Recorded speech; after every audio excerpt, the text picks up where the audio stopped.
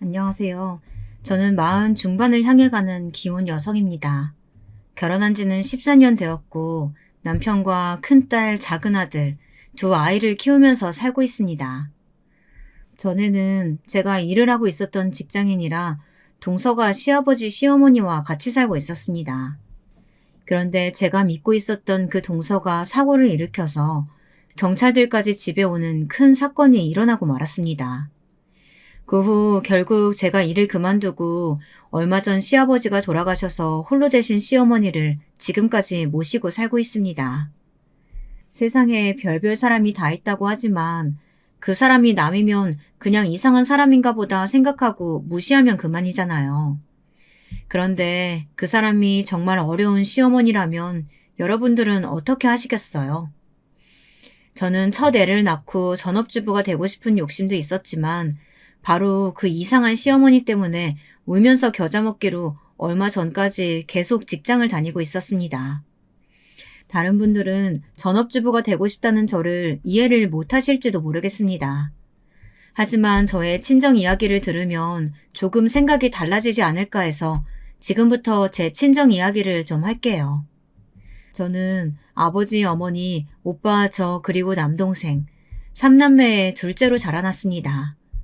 저희 아버지는 시청 공무원이셨는데 집에 오면 무조건 쉬기만 하시고 집안일엔 아무 도움도 안 주는 전형적인 옛날 아버지셨습니다. 그런 가부장적인 아버지 밑에 있다 보니 제 오빠와 남동생도 남자라고 아버지 위세만 믿고 덩달아 집안일을 하지 않는 거였습니다. 어머니는 박봉의 공무원 월급만으로는 다섯 식구의 가게를 꾸려나가기가 벅차셨다고 하더라고요. 물론 돈도 돈이지만 오빠가 두 돌이 지난 후부터 쉴 새 없이 연년생으로 저와 남동생을 낳은 후 10년이 넘는 기간 육아랑 집안일만 하셔서 그게 항상 지겨웠다고 말씀하셨습니다. 어머니는 남동생이 5살쯤 유치원에 가자마자 집 근처 슈퍼에서 계산원으로 일을 하셨습니다. 이제 애들은 다 키웠다고 생각했는지 말이에요. 그러나 항상 밤 10시가 넘어서 들어오시는 어머니 때문에 저는 초등학교 때부터 학교 갔다 와서도 집안일에 늪에서 빠져나오지 못했습니다. 제가 조금만 신경을 안 쓰면 집안일이 쌓여 설거지도 싱크대에 그대로 있고 빨래조차 안 널고 안 거는 오빠와 남동생 때문에 항상 허리가 휘도록 일을 하는 사람은 저였습니다. 게다가 한술 더 떠 오빠와 동생은 저에게 라면 심부름까지 시키는 거였습니다. 저는 가만히 앉아 각자 만화책과 TV를 보면서 온갖 잡다한 일을 저한테만 시키는 두 남자 형제 사이에서 중학교 때까지 아무 말도 못하고 시키는 대로만 했습니다. 왜냐면 아버지의 말은 우리 집에서는 곧 법이었고 아버지의 지로는 남자가 부엌에 들어가면 거시기가 떨어진다 이런 거였거든요. 저는 마음속으로 일도 안 하고 집에서 빈둥거리기만 하는 우리 집 남자들에게 점점 불만이 쌓여갔습니다. 그러다가 고등학교 들어가서 그 불만이 바로 터져버리고 말았습니다. 저는 어느 날 엄마를 찾아가 선언하듯 말해버리고 말았죠. 엄마, 나 공부해야 되니까 이제 오빠랑 동생 뒤치다꺼리 못해. 그리고 집안일도 이젠 공부하느라 할 시간 없어. 이제부터 나 집안일에서 손 놓을 거니까 그런 줄 아세요. 그게 무슨 뜻이야? 그럼 이 엄마가 밤 10시 넘어서 슈퍼에서 퇴근하는데 그 후에 집안일도 다 해야 한다는 거니? 그런 억지가 어딨어? 이제까지 군소리 없이 해왔었는데 왜 이제 와서 하기 싫다는 거야? 그럼 막내 시키면 되잖아. 걔도 중학생인데 왜 오빠나 동생한테는 아무것도 안 시켜? 엄마도 아빠 말에 동조하는 거야? 이런 건 잘못됐어. 어허, 여자들이 조신하지 못하게 어디서 이렇게 소리를 지르고 싸워? 너는 왜 엄마한테 대들어? 아버지 말도 듣기 싫으니까 그만해요. 저는 그 후부터 집에는 겨우 잠만 자러 들어갔어요. 고등학교 1학년 때부터 학교에서 야간 자율학습을 하면서 저녁도 먹고 공부에만 매진했습니다. 집에 오더라도 식구들은 모두 자고 있으니 아무도 얼굴 볼 일이 없어서 좋았습니다. 그때 저는 부모님과 형제들 모두 꼴도 보기 싫었거든요. 그러다 보니 저는 성적이 많이 올라 서울에 있는 대학에 합격했고 혼자 자취를 하게 되었습니다. 그때부터 대학 생활은 저의 인생에서 가장 행복한 시간이었습니다. 혼자 살 수 있는 자유도 있었고 제 스스로 밥을 해먹고 다닐 수 있었으니까요. 집안일도 하고 싶을 때만 했습니다. 아무도 잔소리하지 않고 심부름시키지 않는 저만의 공간에서 저는 대학 4년 내내 그 시간을 만끽했습니다. 그때는 과 사무실에 회사 취업 공고가 붙던 시절이었습니다. 저는 회계학과를 나왔는데 그때 회계사 사무실이 기하급수적으로 늘어나면서 일하려는 마음만 있으면 일자리는 충분히 있었습니다. 저는 대학을 졸업하자마자 고민 없이 회계사 사무실에 직원으로 일을 하며 밤에는 회계사 자격증 공부를 했습니다. 지방에 있는 집에는 한 달에 한 번 정도 돌아갔고요.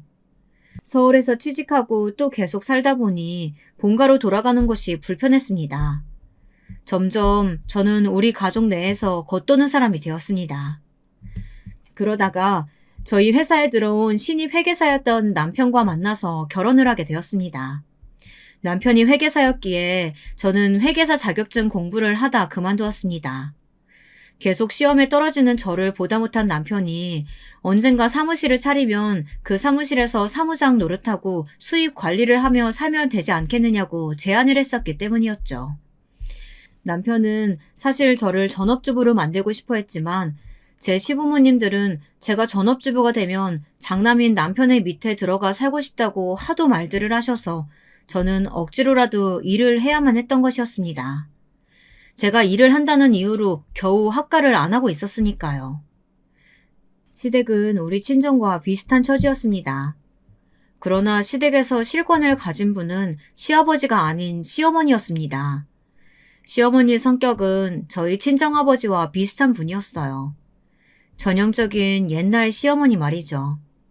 시댁은 남편과 시동생, 아들 둘만 있었는데 어쩌면 다행일지도 몰라요. 만약 시어머니에게 딸이 있었다면 그 딸도 저와 같이 집안일의 희생양이 되었을 테니까요. 얘, 너는 꼴랑 얼마 번다고 그 회사에서 계속 일을 하고 그러니? 그냥 때려치우고 집에 들어와서 살림만 해. 너도 살림하는 거 좋아하지 않아? 나는 얼른 네가 일 좀 그만뒀으면 좋겠다. 집안일 모두 너한테 맡겨버리고 나는 노인정에 나가서 놀러 다니고 싶구나. 우리 동네 친구들이랑 같이 해외여행도 가고 싶고. 니야 시아버지 떼놓고 말이야. 아, 어머니, 제가 많이 벌지는 못하지만 그래도 지금부터 얼른 돈 모아서 집 사려면 저희들 맞벌이 계속 해야 돼요. 저 일 못 그만둬요. 다른 시부모님들은 며느리가 맞벌이 하는 거 원한다고 하시던데. 우리 우진이가 장남인데 그냥 우리 집에 들어와서 살면 되지. 그럼 난 너한테 집안일 맡기고 놀러 다닐 수 있을 텐데. 언젠가 그리 될 건데 뭐. 그냥 빨리 회사 그만둬라. 시어머니는 이처럼 저에게 어서 일을 그만두고 시댁에 들어와 살림을 하며 살라고 말씀하시곤 했습니다. 하지만 그 때문에 저는 애 둘을 낳고도 출산휴가 한 달도 못 버티고 꾸역꾸역 일을 하러 나갔습니다. 제가 특별히 나쁜 며느리라서가 아니에요. 전업주부가 되는 순간 중학교 시절처럼 시댁의 하녀와 같은 생활을 하게 될 것 같아 그랬습니다. 저는 정말 그것만큼은 사양하고 싶었거든요. 제가 결혼하고 3년 동안 그 이상한 시어머니의 성격과 잔소리를 모두 받아내느라 정신이 나갈 뻔했습니다. 그랬으니 제가 직장을 그만두지 않겠다고 결심한 게 다들 이해가 가실 거라고 생각합니다. 틈만 나면 시어머니는 제게 전화를 해서 주말에 시댁에 와서 집안일 좀 하라고 부탁도 아닌 완전히 강요하듯이 말씀하셨습니다. 어머니의 끈질기 강요에 지쳐 남편과 함께 시댁에 가보면 어머니는 소파에 길게 누워 TV만 보고 계셨고 시아버지는 안방에서 나오시며 말씀하셨습니다. 예, 나 배고파. 네 시어머니가 점심을 안 줬다. 제발 밥 좀 줘라, 어? 빨래도 많이 밀려있어. 네 아버지 밥 차려드리고 나면 빨래랑 청소도 해야 돼. 나 좀 이따가 동네 친구들이랑 점심 약속 있으니까 너희들이 아버지랑 밥 같이 먹어라. 어머니, 도대체 뭐하고 계셨던 거예요? 어떻게 이렇게 될 때까지 그대로 놔둘 수가 있어요? 노인 두 분 사시는데 집안일이 얼마나 된다고요? 저는 어머니가 이렇게 거의 매주 시댁으로 부르면 꼼짝없이 시댁에 가서 하녀처럼 일만 해야 했습니다. 저는 시동생이 얼른 장가를 가서 이 지긋지긋한 집안일에서 벗어나면 좋겠다는 소망이 생길 정도였어요. 동서가 될 사람한테는 좀 미안하지만 저 혼자 모든 시댁 일을 하고 싶지는 않았습니다. 그러다가 제가 결혼한 지 5년 후 드디어 저에게도 동서가 생기게 되었습니다. 시동생의 결혼식 날에 저는 얼마나 한바구음을 지었는지 모르겠어요. 그동안 혼자서 시어머니의 잔소리를 다 듣고 일하느라 뼈가 빠지는 것 같았거든요. 동서는 고등학교만 나온 20대 중반의 무직이었습니다. 제 시동생에게 먼저 결혼하자고 한 것은 동서였다고 하더라고요. 동서가 나중에 말하기를 하도 취직이 안 돼서 시집이나 가자고 생각했는데 시동생과 사귀다가 아기가 먼저 생겼다네요. 뱃속에 애를 가지고 그대로 시동생과 결혼을 했고 동서는 결혼 6개월 만에 애를 낳고 시동생이 벌어다주는 돈으로 아기랑 집에서 육아와 집안일만 하며 살았습니다. 신혼 초에는 동서는 시부모님과 따로 살았던 것도 물론이고요. 그러다 첫 애를 낳고 얼마 되지 않아 동서는 육아가 너무 힘들다고 하면서 자기가 먼저 시부모님을 모시고 살겠다고 했습니다. 지금 생각하면 저희 시어머니의 성격을 전혀 몰랐던 동서의 계산착오였겠죠. 그러면 내가 주중에 너희 집에 가서 애 봐줄 테니까 너는 우리 집에 와서 밥이랑 청소 빨래라도 좀 해라. 그러면 내가 너희 딸 키워줄게. 정말이세요? 어머니 고맙습니다. 시어머니는 동서에게 시댁의 모든 살림을 다 떠맡기고 달랑 손주를 안고 매일 공원이다 노인정이다 이런 데를 놀러 가실 생각뿐이었습니다. 시어머니의 살림 싫어하는 성격 어디 가겠어요. 처음에는 동서는 어렵고 힘든 육아를 시어머니가 도맡아 해준다고 하니 그 김에 젖도 뗄 수 있고 얼른 집안일 해치우고 나서 자기도 남은 시간 놀러 다니면 되겠다 생각했나 봐요. 그렇지만 동서는 시아버지와 항상 같이 저녁밥을 먹어야 하는데 그동안 시어머니는 아기 데리고 백화점 구경도 가시고 친구들 만나고 하시는 걸 보면서 동서는 뭔가 크게 잘못되었다는 것을 서서히 느끼게 되었습니다. 그러던 어느 날 시동생이 동서와 시부모님 몰래 주식을 하다가 크게 폭망을 했다고 하더라고요. 빚까지 끌어다가 1억도 넘게 투자를 했는데 욕심을 너무 많이 부리다가 크게 잃어서 시동생은 신혼집 전세금까지 날려먹게 생겼던 거였습니다. 동서는 믿고 있던 시동생에게 뒤통수를 크게 맞았다면서 매일 시댁에 찾아와서 시위하듯 울기만 했고 그 꼴을 보다 못한 시어머니가 동서에게 말했습니다. 우리 도진이도 잘해보려다가 그렇게 된 거니까 너무 뭐라고 하지 말고 그 집 빼서 전세금으로 얼른 빚 갚아버리고 우리랑 같이 살자. 어차피 도진이가 쓰던 방도 있고 우진이 방은 우리 소녀 침대 놓고 하면 되니까. 그렇게 하자, 응? 그래 자기야. 내가 이런 말 하는 거 좀 면목은 없지만 자기도 우리 딸 혼자서 잘 못 키우잖아. 당신은 집에서 편하게 살림만 해. 그럼 내가 저녁에 대리운전이라도 뛸게. 다시 돈 모으면 분가할 테니까 몇 년만 우리 부모님 댁에 들어가서 살자. 동서도 자기네 집 살림하고 시댁에 건너가서 또 살림을 하느니 그냥 합가해서 집 한 칸만 제대로 쓸고 닦고 하면 오히려 시간이 많이 남겠지 하며 좋은 쪽으로 생각했나 봅니다. 동서는 일단 시어머니 댁에 집을 싸서 시동생과 이사를 갔고 어머니는 그날부터 시댁 살림에서 완전히 손을 떼게 되었습니다. 저는 동서가 조금 걱정되었습니다. 제 시어머니는 본인은 살림도 잘 못해서 그냥 막 놔두면서 남들에게는 엄청 깐깐한 스타일이었거든요. 아니나 다를까 동서는 집을 팔고 시댁에 들어간 그날부터 매일매일 시어머니의 잔소리에 시달리는 나날이 계속되었습니다. 하루에 서너 시간씩 청소, 빨래, 설거지만 했을 때랑 40평대의 큰 집을 관리하는 건 아무래도 질적으로 다른 일이지 않겠습니까? 저는 어느 명절에 시댁에 갔다가 동서에게 살짝 귀띔을 해주었어요. 동서, 괜찮겠어? 그래도 어머니 본인 말로는 아니라고 하지만 기준이 엄청 높으신 분이야. 나 어머니 집 살림살이 하다가 몸살 걸려서 병원 여러 번 갔거든. 처음부터 너무 잘하려고 하면 점점 더 많이 요구하실 거야. 너무 잘하지 마. 적당하게 해. 네, 알겠어요. 저도 너무 잘할 생각도 없고 형님처럼 잘하지도 못할 것 같아요. 형님 이제까지 깔끔하게 해오셨던데 제가 그거나 따라갈 수 있을지 모르겠어요.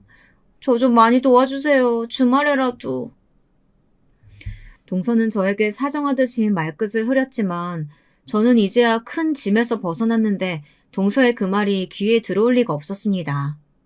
이제 앞으로는 쉬는 주말엔 애들 데리고 에버랜드도 가고 집에서 늘어져서 실컷 쉴 수도 있다고 생각하니 뛸 듯이 기쁘기만 했습니다.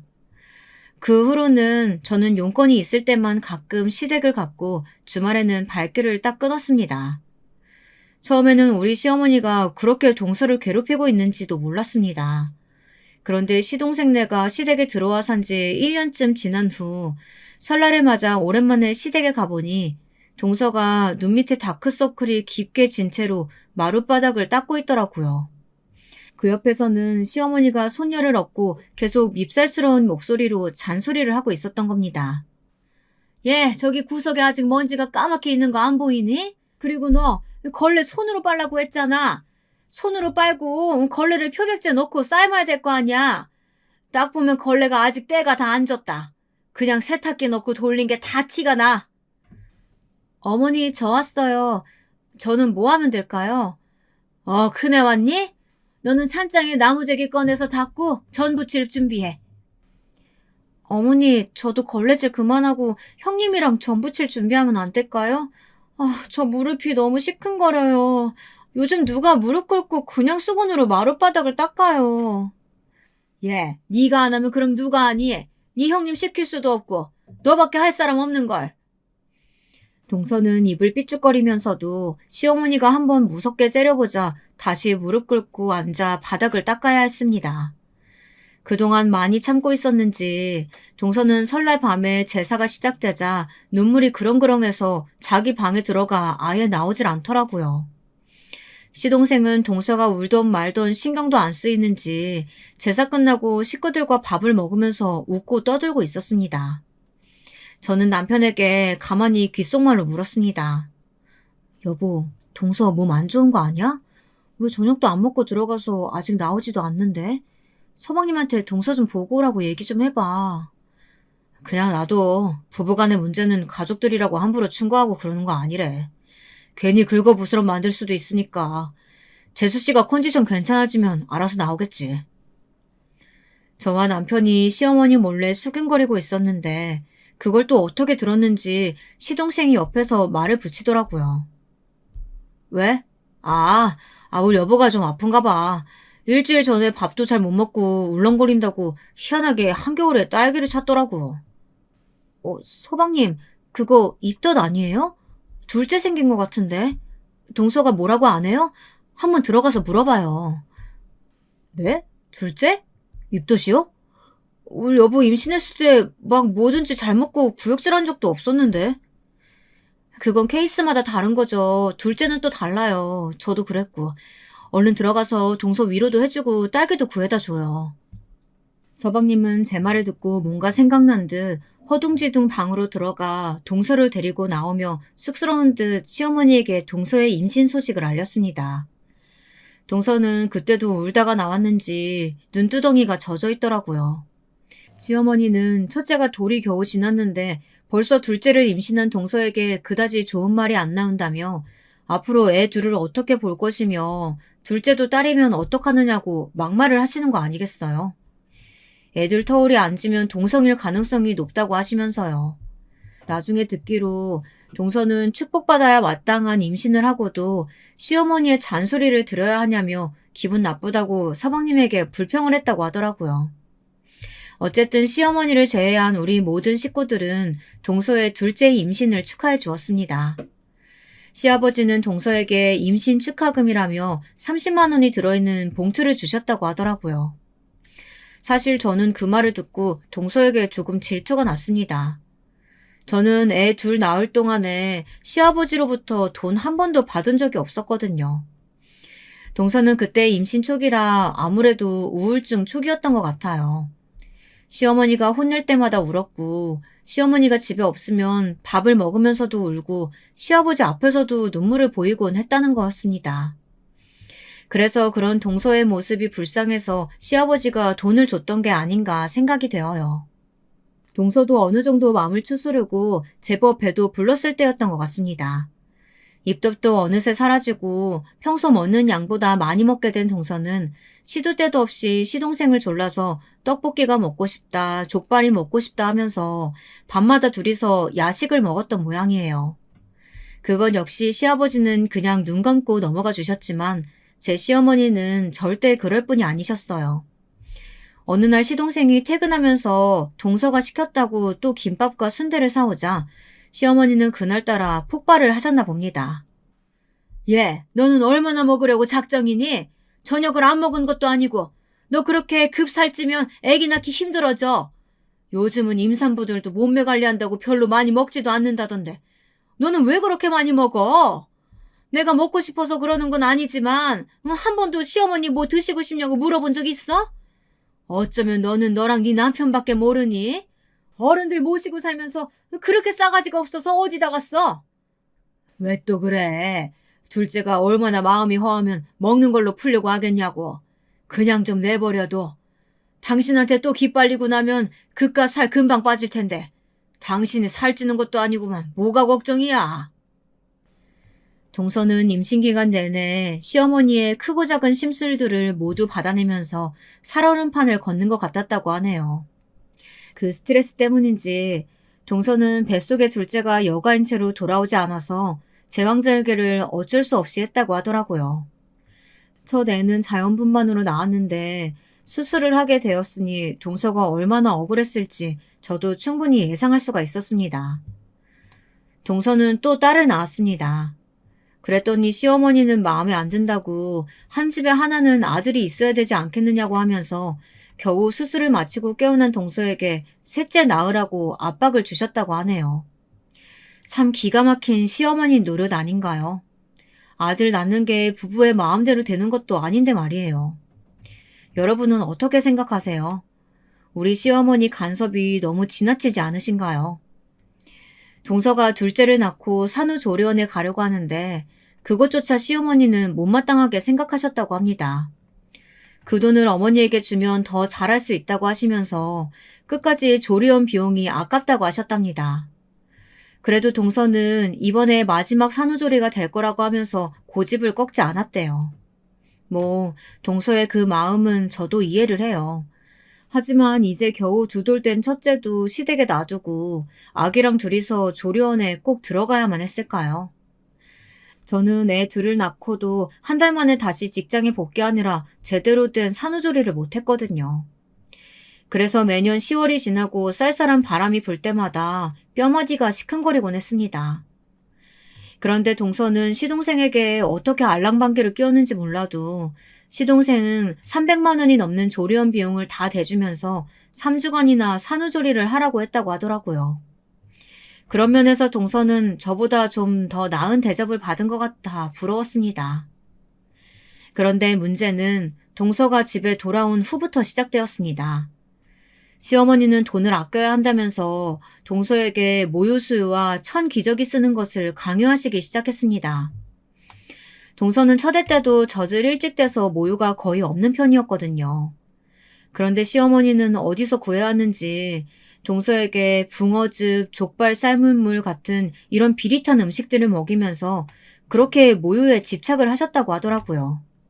어머니, 저 이거 먹기 싫은데요. 족발 물도 소금도 없이 어떻게 이렇게 기름진 걸 계속 먹어요. 붕어즙도 흙냄새만 나고 젖이 도는 것도 모르겠어요. 제발 그냥 나오는 만큼만 먹이고 나머진 분유로 주세요. 애 배고파서 울잖아요. 안 돼. 이번에 네 산후조리원 비용이 얼마나 많이 들어갔는데 분유값이랑 매달 종이 기저귀값까지 어떻게 감당하니? 애가 서너도 아니고 이제 둘째니까 네 새끼들 키우는 것쯤은 네가 해야지.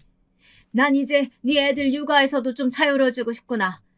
그런 줄 알면 우리 아들 돈 그만 낭비하고 앞으로 천기저귀 쓰고 모유 먹여. 알겠어?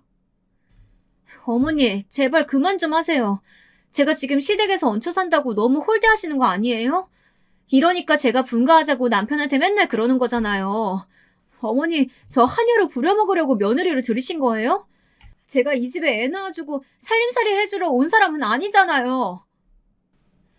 동서는 기어코 엉엉 울음을 터뜨리면서 방으로 들어가 버렸습니다. 시어머니는 화가 나서 동서가 들어간 방문 쪽에다 대고 고함을 질렀습니다. 내가 언제까지 너 도와줄 거라고 생각하니? 언제든지 이 집 나가고 싶으면 나가. 내가 아쉽다고 너희들 잡아먹을 줄 아니? 하지만 너도 여기 아니면 갈 데 없을걸? 요즘 같은 때 어디 가서 그깟 1억으로 집 얻어서 살 수 있을 것 같아? 이런 시어머니의 잔소리를 견디다 못한 동서의 신경은 점점 날카로워져 갔습니다. 하지만 시어머니는 집안일은 나 몰라라 하시고 첫째 손녀만 데리고 다시 밖으로 나돌아다니기 시작했다고 합니다. 상대적으로 젖먹이보다 건서하기 쉬운 데다가 첫째 손녀는 이미 어머니에게 길들여져 있어서 동서가 안거나 데리고 있으려고 하면 그렇게 신경질을 부리고 울었다고 하더라고요. 결국 동서는 집에서 혼자 젖먹이 아기를 보면서 집안일을 모두 도맡아야만 했습니다. 화가 난 동서는 시동생이 집에 퇴근할 때마다 그렇게 울면서 하소연을 했다고 합니다. 얼른 둔가를 하고 싶다고요. 그렇지만 시동생은 1억 주식 망한 빚도 아직 못 갚았고 고금리 물가 시대에 분가하는 것은 오히려 가게의 손해라고 하면서 동서의 하소연을 들어주지 않았습니다. 시어머니는 고소 안 하는 듯이 동서를 비웃었습니다. 그것 봐, 내 아들 생각도 나랑 똑같지? 이 집안에서 네 편 찾으려고 노력해봐야 헛수고다. 그러니까 넌 얌전히 내가 시키는 대로나 해. 알겠어? 어머니는 꼭 저한테만 그러시는 것 같아요. 저 괴롭히는 게 그렇게 즐거우세요? 안 그래도 힘들어서 매일 죽고 싶은데 어머니까지 못된 말만 하시고 저 정말 여기가 지옥 같아요. 동서는 점점 심경과민이 되어갔고 걱정이 된 시아버지는 동네 정신과에 동서를 데리고 갔습니다. 정신과 의사는 우울증 초기라면서 불면증까지 동반된 우울증은 곧 중증으로 악화될 수 있다고 했답니다. 하지만 동서는 자기가 미치지는 않았다면서 밤에 잠을 자지도 못하면서도 끝내 약을 입에도 대지 않으려 했습니다. 어쩔 수 없이 매일 시동생이 자기 전 동서에게 억지로 약을 먹여야 했고 먹었는지 확인을 하고 나서야 잠이 들었다고 하니 동서의 멘탈이 얼마나 심각한 상태였는지 아실 거라고 생각합니다. 그렇게 정신과 진료를 시작하고 몇 달이 지나자 동서의 정신은 조금씩 예전으로 돌아오는 것 같았습니다. 동서가 약을 먹는 동안 시아버지는 시어머니에게 동서를 대신해 빨래 정도와 설거지 정도는 직접 하라고 호통을 치셨습니다. 시어머니는 동서의 마음이 약해져 우울증에 걸린 거라면서 자신의 탓은 하나도 없다고 주장하셨죠.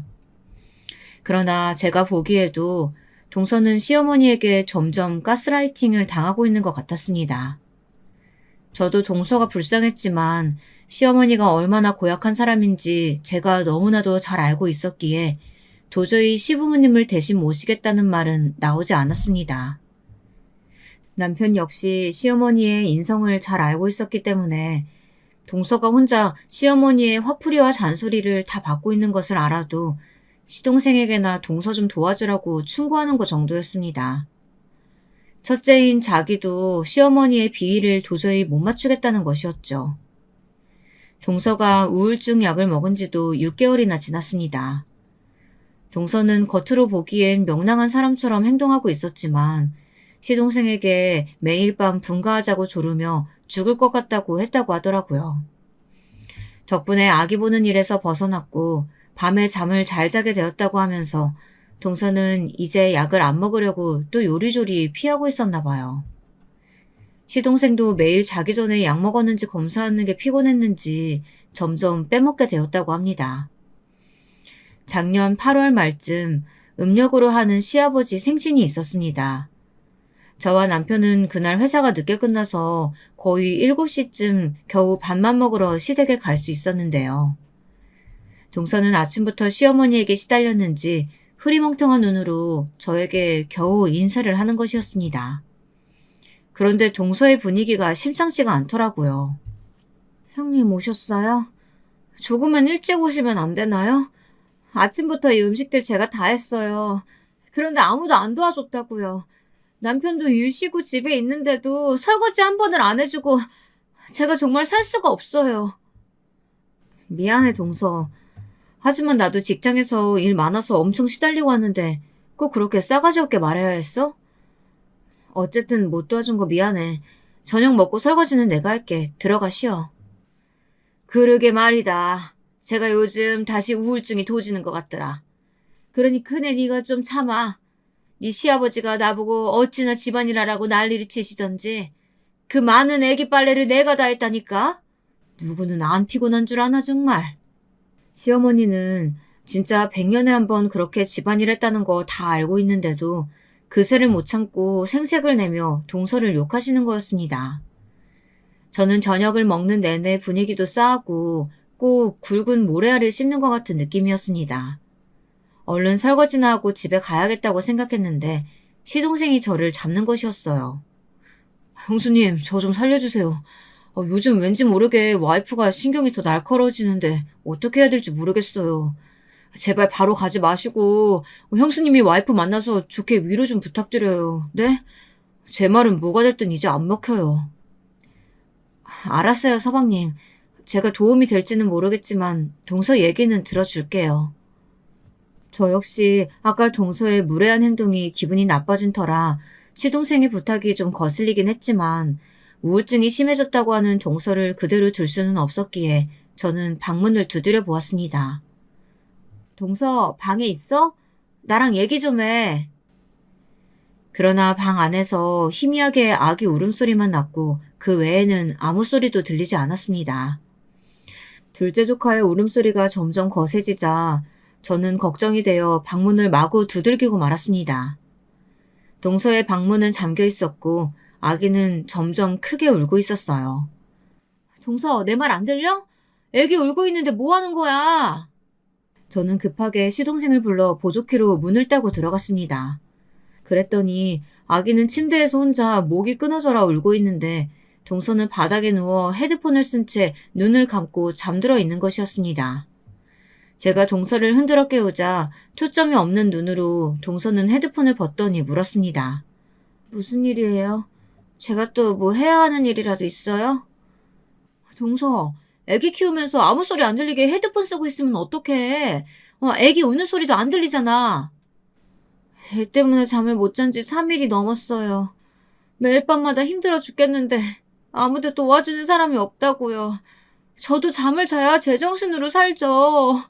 저 이대로 혼자 안 죽을래요. 형님, 저 말릴 생각하지 마세요. 저 형님이 무슨 말 해도 안 들을 거예요. 동서의 번들거리는 눈매에 저는 서늘한 기분을 느끼면서 숨을 삼켰습니다. 조만간에 무슨 일이 일어날 것 같은 불길한 예감에 사로잡혀 그날 집에 가서 남편에게 동서의 행동을 하나하나 분석해가며 털어놓았습니다. 그랬더니 남편은 그저 어깨를 으쓱할 뿐이었습니다. 그렇다고 우리가 동서네 대신 시댁에 들어갈 거냐면서 저에게 되물어 보더군요. 나야 우리 엄마라서 그저 무시하고 살면 그만인데 당신이 동서 대신 그 엄마 히스테리 다 받아낼 자신 있어? 감당하지 못할 사연은 안 듣는 게 오히려 나을 수 있어. 그냥 모른 척해. 남편의 말이 맞았습니다. 저 역시 그 대단한 시어머니의 성실머리 받아주고 살 수 있는 인내심은 없었습니다. 그래서 저는 가끔가다 동서를 위로해주고 생활비나 조금 보태주자 생각으로 모른 척을 했던 것 같습니다. 얼마 안 가서 후회하게 되었지만 말입니다. 다음 날 추석을 맞아 저는 또 2주 만에 시댁에 가게 되었습니다. 그날은 쉬는 날이라서 저는 아침 일찍부터 시댁에 가서 동서를 도와 할 수 있는 일을 하자고 생각해 애들 둘을 급히 준비시키고 있었는데 마침 그 전화가 온 것이었습니다. 형수님, 형하고 같이 병원으로 오세요. 어제 엄마가 뭘 잘못 드셨는지 배가 아프다고 하셔서 구급차로 병원에 모셔왔어요. 아니, 어쩌다가 그런 일이... 알겠어요. 금방 갈게요. 저는 급하게 애들을 옆집에 맡기고 남편과 함께 병원으로 향했습니다. 시어머니는 복통으로 입원을 했다고 했는데 제가 보기엔 뭔가에 중독된 사람처럼 보였습니다. 처음에는 거품을 묻면서 물을 먹어도 다 토하고 눈을 뒤집으셨다고 하는데 그 말을 듣고 저는 동서의 행동을 주의 깊게 보게 되었습니다. 시동생은 저희들이 오자마자 집에 가서 시아버지를 챙겨야 한다면서 시댁으로 돌아갔어요. 시아버지도 집에 혼자 계신데 쇼크를 좀 받으셨다고 하더라고요. 시동생이 가고 남편도 매점에 가서 입원에 필요한 것들을 사온다고 병실을 빠져나가자 어머니가 입원한 병실엔 저와 동서 둘만 남았었습니다. 저는 동서의 눈을 똑바로 쳐다보면서 무섭게 다그쳤습니다. 동서, 거짓말 할 생각하지 말고 내 말에 대답해봐. 어머니 이렇게 되신 거 동서하고 관계 있는 거지? 설마 어머니한테 독이라도 먹이려고 한 거야? 형님, 무슨 말씀을 그렇게 해요? 제가 아무리 어머니가 미워도 그런 죄까지 저지를 것 같으세요? 전 아니에요. 절대 아니라고요. 동서는 강하게 도리지를 치며 부정했습니다. 그러나 그렇게 말하는 동서의 얼굴을 보니 하얗게 질려 있었습니다. 제가 고개를 저으며 동서를 다시 노려보자 동서는 뭔가 간파당한 표정으로 저에게 호소하듯이 말했습니다. 형님, 아주버님이랑 남편한테는 말하지 마세요. 절대 제가 그런 거 아니에요. 어머니가 이렇게 금방 쓰러질 줄은 몰랐어요. 그냥 음료수에 뭘 좀 섞기만. 기가 막혀. 뭘 섞은 거야? 동서 도대체 어떡하려고 그래? 우울증 약 끊지 말고 계속 먹었어야지. 동서는 병실 바닥에 털썩 주저앉아 공허한 눈으로 저에게 모든 것을 털어놓고 말았습니다. 어제 점심때부터 시어머니는 언제나와 마찬가지로 동서를 들들 볶아대고 있었습니다. 명절이 다가오니 가족들이 오기 전에 집안 대청소를 해야 한다면서 동서에게 손걸레질을 시키고 무거운 사기 그릇들까지 다 꺼내서 닦으라고 시켰던 것이었습니다. 그리고 친구를 만나러 나가면서 어머니가 올 때까지 모든 것을 끝내놓으라고 했던 것이었어요. 그 말을 들으면서 동서의 마음이 조금은 이해가 갔습니다. 저라도 그런 힘든 일을 혼자 하라고 했다면 어머니가 미웠기는 했을 거예요. 동서는 애 둘을 보면서는 당연히 어머니가 시킨 일은 끝내지 못했고 그럴 바엔 그냥 쉬기라도 하자는 생각에 애들을 재워놓고 또 헤드폰을 끼고 자느라 어머니가 들어오는 소리를 못 들었나 봅니다. 어머니는 저녁 때쯤 들어와서 바닥 청소도 제대로 안 되어 있고 사기 그릇들은 설거지를 하다 만 채 쌓여 있는 것을 보더니 자는 동서를 억지로 깨워서 기어이 뺨을 한 대 때렸다고 하더라고요. 동서는 크게 놀라서 어머니에게 맞은 뺨을 붙들고 부들부들 떨며 소리쳤습니다. 뭐예요? 왜 때리시는 건데요? 제가 시킨 일을 다 하지는 못했어도 어머니가 저를 때릴 권리는 없는 거 아닌가요? 도대체 이 집안에서 저는 어쩐 존재예요? 하녀나 다름없는 취급하고 아무리 시어머니라도 저를 그렇게 부려먹을 권리가 있는 건 아니잖아요. 뭐? 이 년이 뭘 잘한 게 있다고 시어머니한테 바락바락 대들어? 내가 무리한 거 시켰니? 네 생각엔 내가 팥쥐 엄마라도 돼? 이 나쁜 년, 너 한 대 더 맞고 싶어? 시어머니는 어이가 없게도 동서를 더 때리겠다고 손을 치켜들었습니다. 그때 방에서 애들이 시끄럽게 울어대서 동서는 옳다쿠나 하고 재빠르게 방으로 들어가 문을 잠갔다고 하더라고요. 그때 동서는 시어머니에게 꼭 복수를 해야겠다고 마음을 먹었고 그날 저녁 식사 후에 어머니가 콜라를 드시겠다고 해서 그 콜라에다가 표백제를 탔다고 털어놓았습니다. 저는 동서의 마음을 이해할 수는 있었습니다. 얼마나 억울하고 시어머니가 힘들게 했으면 그런 마음까지 먹었을까 생각이 되었습니다. 하지만 범죄는 범죄잖아요. 그것은 가족이라고 덮어줄 수 없는 중범죄였습니다. 저는 목 놓아서 엉엉 우는 동서를 병실에 놔두고 밖으로 나와 경찰서에 전화를 했습니다. 신고를 마치고 돌아오니 제 남편이 울고 있는 동서의 등을 두드리면서 저한테 물었습니다. 재수씨 왜 이러고 있어? 당신이 또 뭐라고 했길래 어머니한테 그렇게 당하고 사는 거 불쌍하지도 않냐? 당신도 윗사람이라고 동서 못살게 구는 거야? 그게 아니야. 동서가 어머니 배탈나게 만든 장본인이라고. 당신도 모르면 가만히 있어. 동서, 미안하지만 난 가만히 덮어둘 수가 없어. 동서의 삐뚤어진 마음이 또 누구를 해코지 할지 모르니까. 경찰에 신고해서 미안해. 하지만 동서도 죗값은 받아야지. 죄송해요, 형님. 형님, 저희 애들 잘 부탁드려요. 제 행동에 책임지고 돌아와서 남편하고도 이혼하겠어요. 저도 더 이상 이 집에서는 못 살겠거든요. 그냥 이혼하면 되는 거였는데 제가 애들 생각해서 어떻게든 시어머니 참고 살겠다고 마음먹었던 게 잘못이었던 것 같아요. 동서는 곧 병실 밖에 들이닥친 형사들에게 순순히 이끌려갔고 동서의 친정 부모님들이 그 소식을 듣고 놀라 경찰서로 달려오셨습니다. 그분들은 어린 딸을 시집 보내놓고 한 번도 딸이 잘 사는지 전화도 해보지 않고 관심도 없었다고 하더라고요. 하다못해 동서의 친정 부모님이라도 자주 동서에게 안부 전화를 했었다라면 우리 시어머니의 만행을 일찍 눈치채지 않았을까 생각합니다. 다행히 시어머니는 깨어나셨고 식도가 많이 헐어서 수술을 받으셔야 했습니다. 뭣도 모르고 들이킨 콜라에 둘째 며느리가 몹쓸 약을 탔다고 하는 말을 전해 듣고 시어머니는 화를 내며 길길이 날뛰다 시동생에게 일침을 당했습니다. 엄마는 우리를 노예로 생각한 거야? 친엄마가 맞기는 맞아? 아무리 못된 엄마라도 며느리한테는 안 그러길 바랬어. 근데 엄마는 아직도 정신 못 차렸어?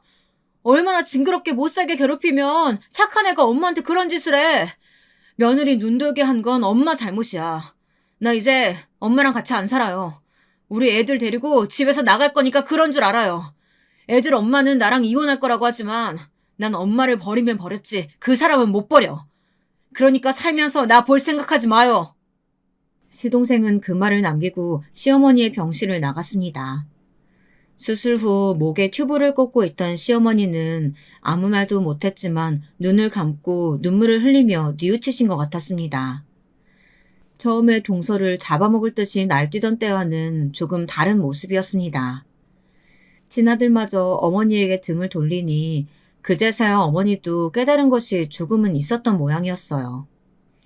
동서가 시어머니에게 독을 먹인 사건으로 재판을 받고 집행유예 기간이 끝나자 시동생은 동서와 아이들을 데리고 호주로 이민을 갔습니다. 한국에 계속 살면 언젠가 또 시어머니가 동서를 부를지도 모른다는 것이 두려워서 그랬다고 합니다. 다행히 호주로 이민 가서 영어도 배우고 카페에서 아르바이트도 하면서 동서는 정신의 건강을 되찾아갔습니다. 두 딸들도 시설과 유치원에 맡겨지면서 밤새 우는 일도 적어졌고 성격도 원만해졌다고 합니다. 시동생은 가끔 영상통화로 시어머니 얼굴을 보며 통화는 하지만 아직까지 한국에 들어온 일은 없었습니다. 그런 일이 있고 난 후 시아버지는 시름시름 앓다가 돌아가셨습니다. 그때 충격을 받으신 것도 있었지만 간암인 것을 너무 늦게 발견해서 이미 수술을 하기에도 늦으셨다고 하더라고요. 올해 1월 시아버지의 장례를 치르고 나서 시어머니는 말씀하셨습니다. 내가 너희들한테 못할 짓을 너무 많이 했나 보다. 하늘이 노하셔서 네 아버지를 일찍 데리고 간 것 같아. 내가 대신 죽었더라면 좋았겠지만 나는 목숨이 끈질긴 건지 아직은 갈 때가 안 된 것 같구나. 내 너희들한테 패기치지 않게 실버타운이나 들어갈란다. 첫째 며느리 너가 이제 와서 나랑 새삼스럽게 같이 살며 시집살이 하고 싶진 않을 거 아니야. 나도 네 눈치 보면서 너희 집에 얹혀 살고 싶진 않으니까 오진이 네가 실버타운이나 알아봐다오. 엄마, 무슨 말을 그렇게 해. 도진이네는 비록 이민을 갔지만 아직 내가 있잖아. 우리 집으로 오세요. 아니면 우리가 지금 집 근처로 이사 갈게. 엄마 혼자 실버타운에 살다가 엄마도 우울증으로 고통받으면 어떡해. 저는 남편의 말을 듣고 겁이 났습니다. 시어머니가 다음 타겟으로 저를 괴롭히기 시작하면 저 역시 동서처럼 말라 죽는 게 아닌가 싶었기 때문입니다. 저는 남편의 눈을 피하면서 어떻게든 빠져나갈 구실이 없나 쭈뼛거리면서 말을 꺼냈습니다. 하지만 어머니, 저는 직장에 다니고 있잖아요. 어머니가 원하시는 대로 집안일 하는 건 무리예요. 차라리 제가 가정부를 일주일에 2번 보내드릴게요.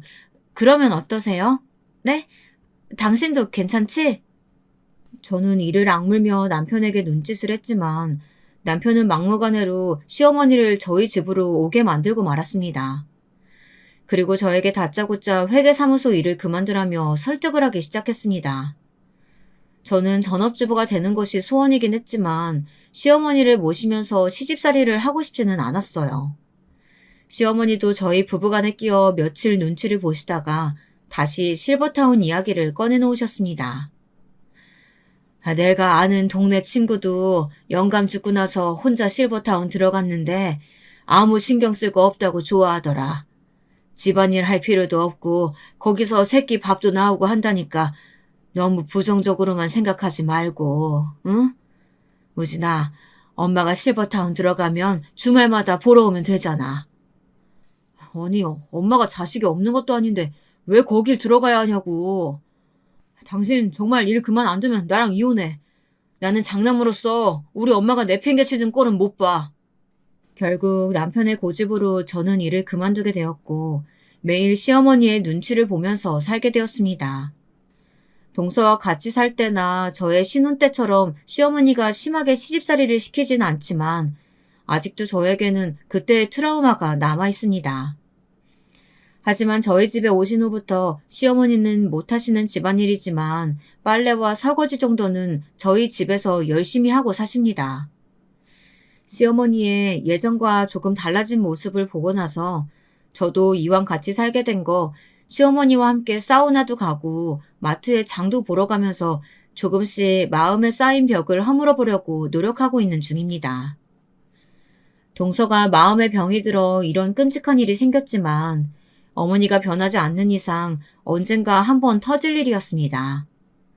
다행히 어머니도 그 일이 있고부터는 막말하는 것도 조심하셨고 저희 집에서 남편의 눈치를 보면서 살고 계십니다. 애들도 초등학교 고학년이 되었고 저도 내년에는 아르바이트라도 구해서 숨을 좀 돌려보려고 합니다. 남편이 하지 말라고 했지만 어머니랑 둘이 저녁 시간에 멀뚱멀뚱 보내는 것보단 몇 시간이라도 편의점 알바를 하는 게 낫지 않을까 생각도 되고요. 시어머니의 말년의 삶을 지켜보면서 저는 나중에 저희 애들한테 과한 간섭이나 잔소리는 하지 말아야겠다 생각이 들더라고요. 나이가 들면 입은 닫고 지갑은 열라고 했다던데 그 반대로 하면 누구한테도 환영받지 못하는 삶일 거라고 생각합니다. 꼭 저희 시어머니 같이 말이에요. 어머니도 이제는 연세가 들어서 큰소리 칠 힘도 없으시지만 결혼 초기처럼 어머니에게 꼼짝 못하고 살 생각은 없어요. 저도 나이가 들었으니 잔소리도 지혜롭게 피해가는 법을 익히게 됐으니까요. 여러분, 제 이야기 어떠셨나요? 사실 좋기만 한 이야기는 아닌데 그래도 여러분들이 재미있게 들으셨다면 기쁠 것 같습니다. 날씨가 너무 덥네요. 하루하루 건강 조심하시고요. 제 이야기 들어주셔서 감사합니다.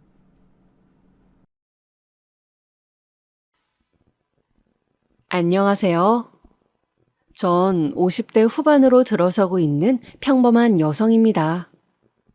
젊었을 적엔 인생의 좋은 일만 기록하고 싶었는데 이제는 미우나 고우나 잊을 수 없는 기억을 가장 먼저 남기고 싶더군요. 제가 버텨온 시간을 활자로 남겨보면서 쉽지 않지만 정말 잘 이겨내왔다라고 스스로를 토닥이는 게 큰 위안이 되더라고요. 그래서 제 인생에 있어서 가장 커다란 시련이자 가슴속에 묻어둔 일을 여러분과 나누고자 합니다. 누군가에게 위안과 위로를 줄 수도 있을 것 같아서요. 그럼 이야기를 들려드릴게요. 저는 20년 전에 집에서 도망쳐 나왔어요. 너무 까마득한 일이지만 그때의 기억은 아직도 어제 일처럼 선명합니다. 남편에게 일상처럼 모진 폭력을 당했었거든요. 전 남편은 당시 공기업을 다닐 정도로 유능한 인재에 주변인들한테도 인품으로 인정받던 사람이었습니다. 그래서 저도 고향에 있던 모든 일을 접고 남편 집을 따라 처음 가보는 타지에서 신혼을 시작했거든요. 저에게도 평소엔 다정하고 좋은 남편이었고요. 하지만 결혼하고 1년 후부터 본인의 말을 듣지 않거나 말대꾸를 한다 싶으면 갑자기 화를 내면서 물건을 집어던지는 게 일쑤였죠. 처음엔 살다 보면 나아질 줄 알았어요. 제가 조심하고 아이도 생겨서 남편이 가정에 대한 책임감이 생기면 고쳐질 줄 알았죠. 하지만 점점 갈수록 상황은 심각해졌고 물건을 던지는 것에서 저를 때리는 걸로 바뀌어 가더라고요. 한 번은 너무 힘들어서 이유를 물어봤어요. 대체 나한테 이러는 이유가 뭐냐고. 왜 함께 사는 사람한테 이렇게 짐승처럼 발길질을 해대는 거냐고. 그랬더니 본인이 밖에서 돈도 벌어오고 아빠 노릇도 다 하는데 그럼 스트레스를 어디에 푸느냐고 되묻더군요. 맞는 거 그거 몇 번 참으면 자기도 진정하고 사과하는데 뭐가 그렇게 억울하고 잘못됐냐며 덧붙이면서요. 어이가 없었죠. 처음 만났을 땐 그 누구보다 친절하고 선하던 사람이었는데 왜 이렇게 변했을까 싶었어요. 하지만 그 당시 미련하던 저는 어떻게든 남편을 이해해보려 했어요. 내가 바뀌는 것밖에 선택지가 없었거든요. 그땐 이혼하고 나서 혼자 자립할 능력도 없었고 아이들도 너무 어렸으니까. 그렇게 스스로를 다독이며 참으면 될 줄 알았는데 상황을 더 안 좋게 만들 거란 생각을 못했어요. 아이들이 자라는 내내 저는 육아와 남편의 폭력으로 지쳐갔고 하루하루 도망치고 싶은 걸 참아가며 버텨야 했죠. 그러는 게 당연한 것처럼. 저와 남편 사이엔 아들 하나와 딸 하나가 있었어요. 저와 남편이 싸우는 걸 보며 커서 그런지 아이들은 늘 투정이 많고 예민했어요. 가뜩이나 위태롭던 저에겐 가족 모두가 짐처럼 느껴졌습니다.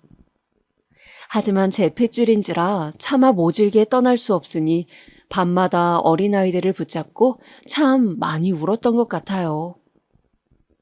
그러다 하루는 남편이 회사에서 예정돼 있던 승진이 취소된 채 돌아왔어요. 오랫동안 기다린 승진 자리였는데 실망이 컸던 건지 집에 들어올 때부터 이미 문을 부술 듯 들어오더라고요. 전까지는 아이들에게만은 화 한 번 낸 적 없던 남편이었거든요. 그런데 그날은 화가 머리끝까지 차 있던 상태로 와서 그런지 유독 신경질적인 거예요.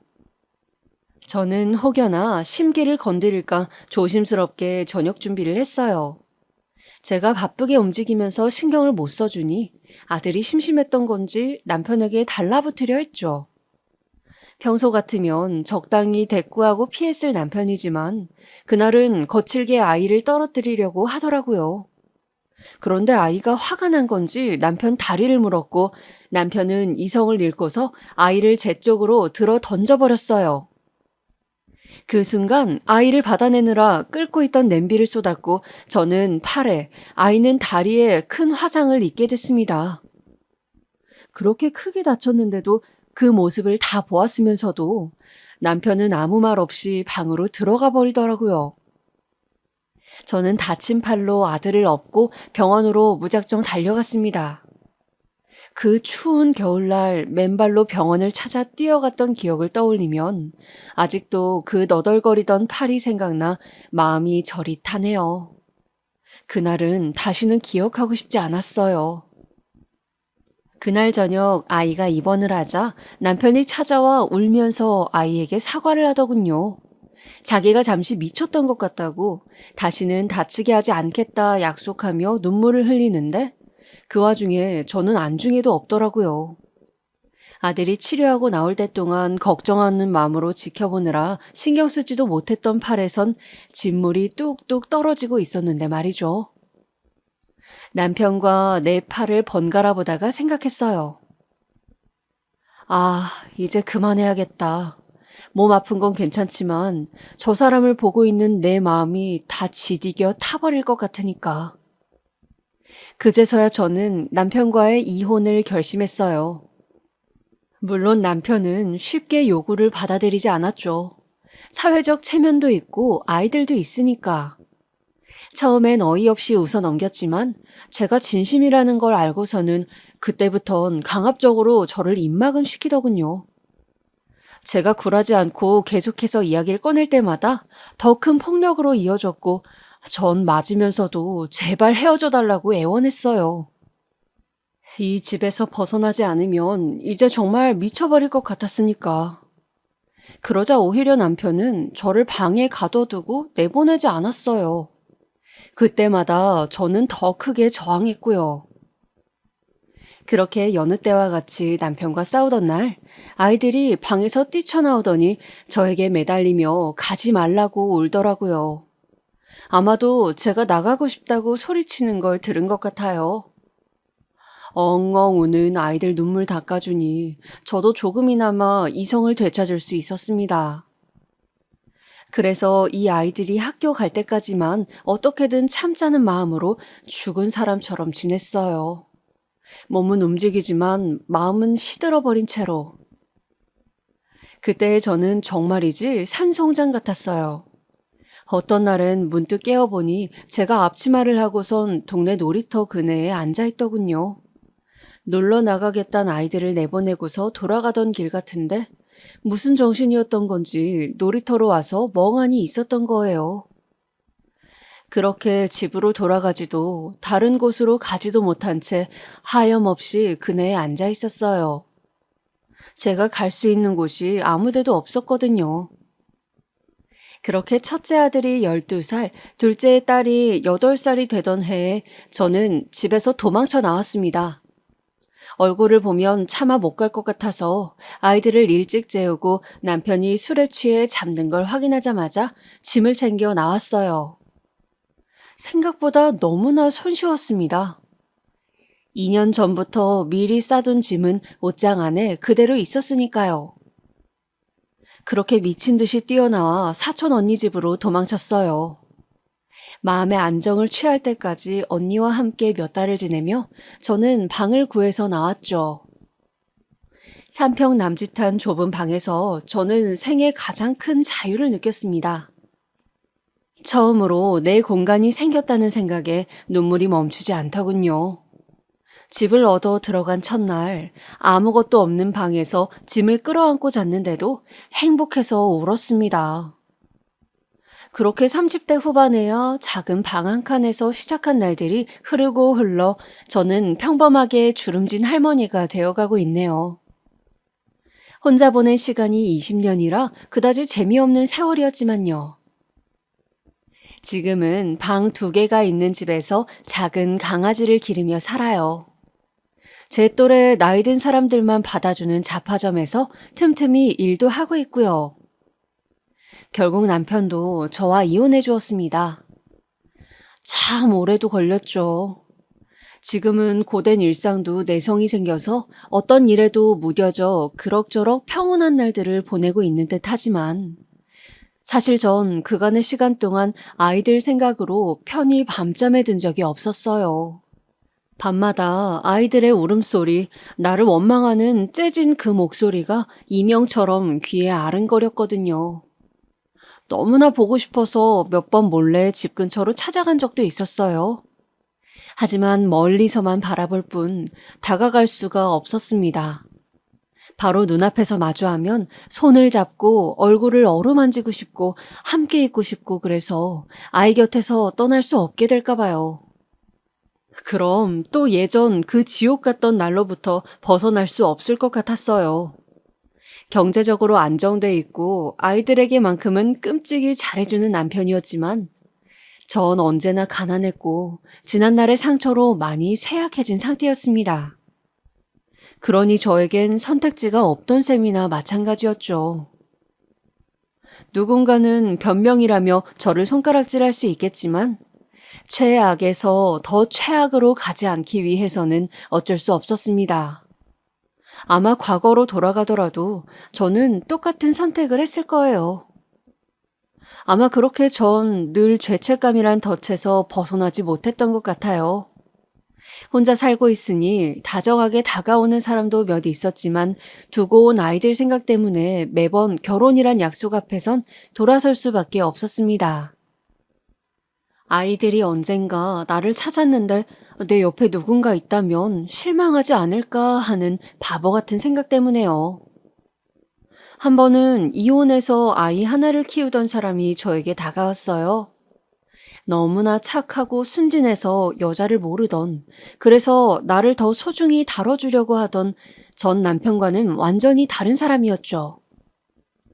그래서 잠시나마 옛 기억을 잊고 나도 새로 시작해도 되지 않을까 하는 기대를 잠깐 했어요. 가족에서 떨어져 나와 많이 외로웠고 어떻게든 사람의 온기에 기대고 싶었어요. 더 이상 남자를 믿고 싶지 않았지만 이 사람만은 다르다는 작은 확신도 있었고요.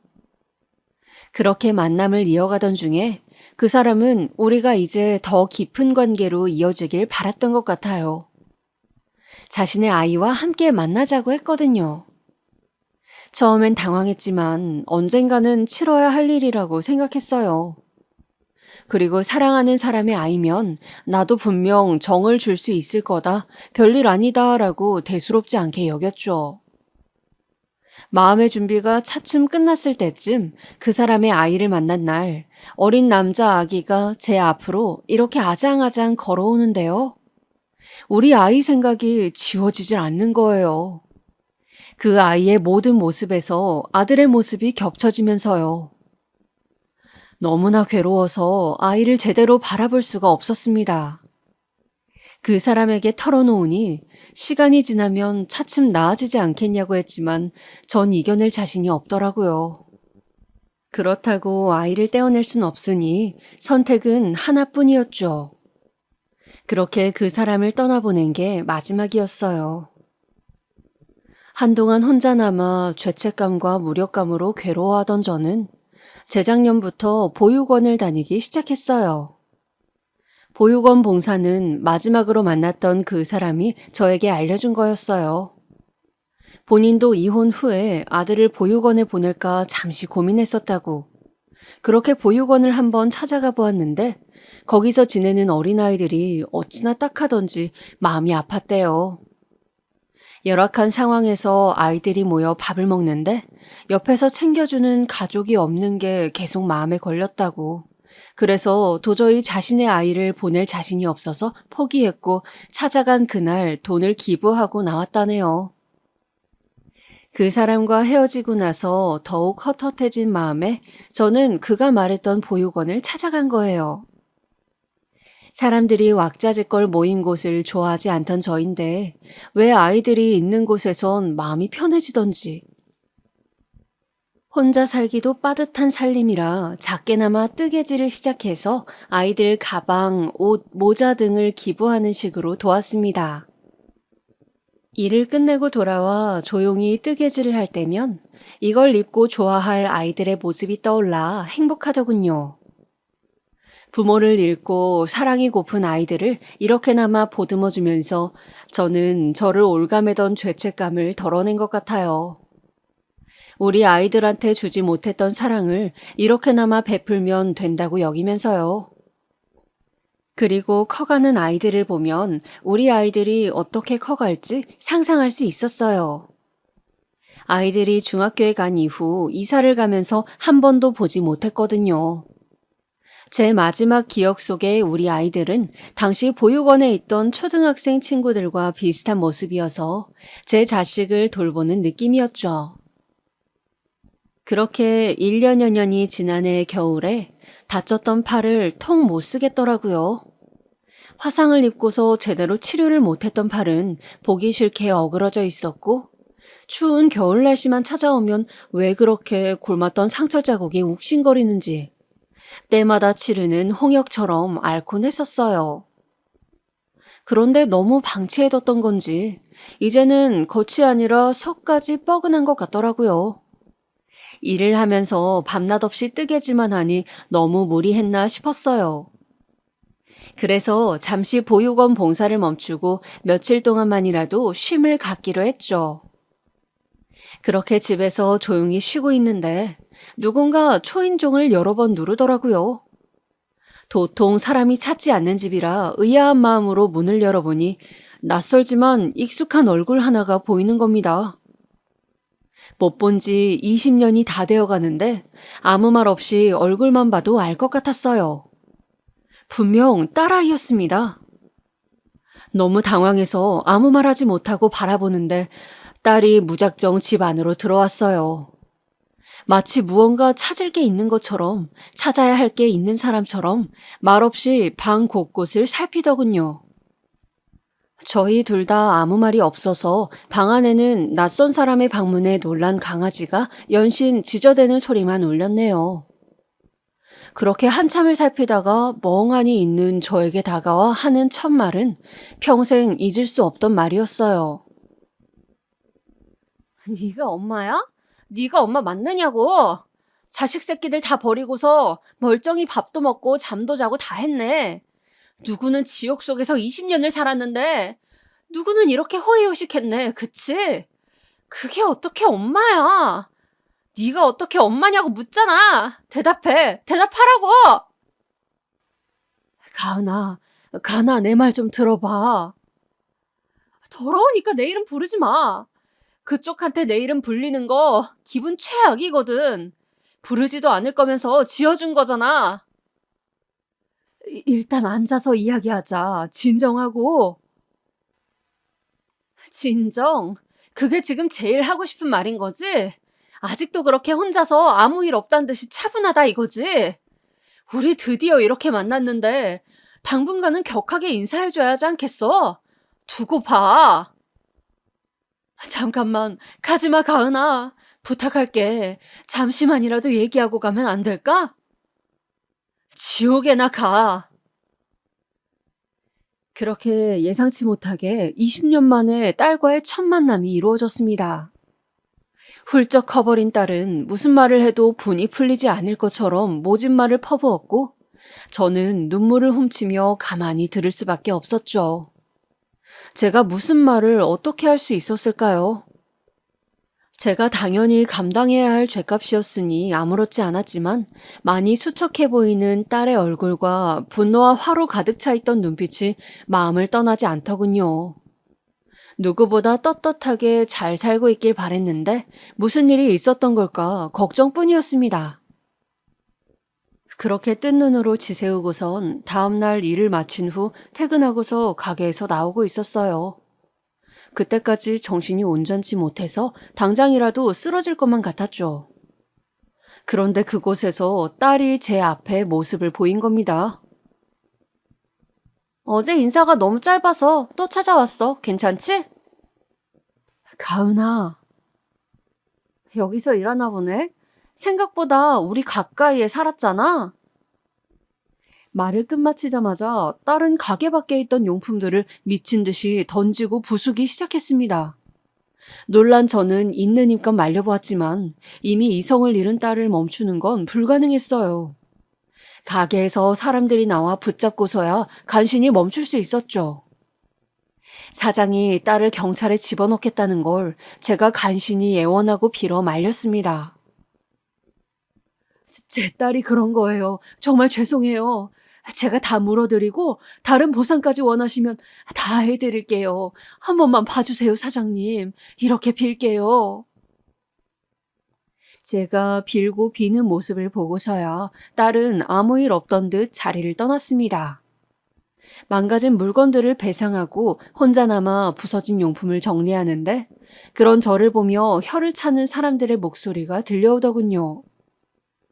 친구처럼 막역하진 않아도 그래도 오랫동안 믿고 의지하던 동료들이었는데 한순간 모두가 저를 버리더군요. 다음 날 전 일을 그만둘 수밖에 없었습니다. 그런 모습을 보이고서 더 이상 일을 할 수 없었거든요. 슬프거나 화나는 마음은 없었습니다. 어찌됐든 제가 가진 모든 것들은 아이들의 불행과 맞바꾼 자리였으니까요.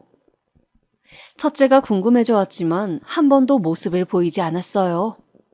아무래도 저에게 둘째 아이보다 더 큰 원망을 갖고 있어서 오지 않았다고 생각했어요. 제가 떠나올 때 어린 둘째와 달리 첫째는 어느 정도 기억할 수 있는 나이였거든요. 워낙 예민하고 까다로운 아이라 내가 사라지면 얼마나 투정을 부릴까, 얼마나 상처를 받을까 걱정이 많았는데 저는 매번 죄책감을 들먹이면서도 마음속으로는 뻔뻔스럽지만 그렇게라도 아이들을 만나고 싶었던 것 같아요.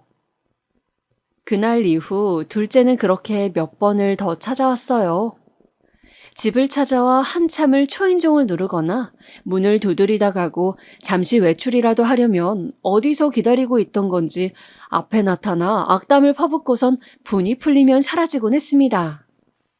어쩔 땐 제가 없는 집 문 앞에 쪼그려 앉아 있다가 제가 오면 아무 말 없이 돌아가기도 했어요. 점점 지치기도 했지만 저에게 무슨 방법이 또 있었을까요? 그리고 제 눈엔 왠지 저를 괴롭히려는 게 아닌 것 같았어요. 정확히 어떤 감정이었는지는 저도 알 길이 없었지만요. 그렇게 서로 지쳐가는 날들이 반복되다가 한 달, 두 달이 지났을 즈음이었어요. 어느 하루는 딸이 푹 늘어져서는 찾아왔더라고요. 전과는 다른 모습에 걱정이 되면서도 어쩌면 오늘은 이야기를 해볼 수 있겠다는 아주 작은 희망이 들었죠. 그렇게 앉아서 강아지만 연신 쓰다듬어 주더라고요. 지금껏 왜 새 가정을 꾸리지 않았냐고 묻기에 그냥 이렇게 혼자가 편해서 그랬다고 대답했습니다. 강아지만 연거푸 만지던 아이는 기운이 없는 건지 잠을 못 잔 건지 지친 얼굴로 저에게 하는 말이 왜 한 번도 안 찾아왔어? 한 번 정도는 찾아올 수 있었잖아. 찾아갔었어, 몇 번이나. 그런데 너희가 중학교에 들어가면서 그 집에 살지 않게 돼서 그래서 그런 거야. 어디에 물어볼 데도 없었어. 이웃에게 찾아갈 수도 없고 친척들에게도. 변명 좀 그만해. 어쩔 수 없었다, 할 수 없었다, 그런 말밖에 못해? 그게 최선을 다한 거야. 정말 궁금하고 생각났으면 찾아 나서는 시도라도 할 수 있었잖아. 미안해. 널 볼 면목이 없다. 어떻게 이 집에서 20년 동안 꿈쩍도 안 하고 살아? 그러니까 우릴 못 찾은 거잖아. 내가 여기 사는지는 어떻게 알았어? 아빠가 알려줬어. 아는 건 이혼할 때 적힌 주소밖에 없다면서 알려줬다고. 설마 했었지. 아직까지 여기 살 거라고 생각 못 했는데. 아이 입에서 아빠라는 말을 듣자마자 갑자기 두드러기가 나는 듯이 몸이 들썩거리더라고요. 난 아직도 이렇게 떠올리는 것만으로도 괴롭단 사실을 다지금 인지했어요. 속 안에서 당장 그만둬라, 이러다 다친다, 막아서라 외치는 소리가 들리는 것 같았어요. 그랬으면 안 됐는데 저도 모르게 아이에게 화를 내고 말았습니다. 그럼 찾아오지 말지 왜 왔어? 지금 주변에 있는 사람한테나 잘하지? 원망스러운 엄마를 왜 찾아왔냐고. 제 모진 말에 딸은 말이 없어졌습니다. 저는 아차 싶었지만 이미 뱉은 말을 물을 순 없었어요. 아이는 붉어진 눈으로 저를 한참이나 바라봤죠.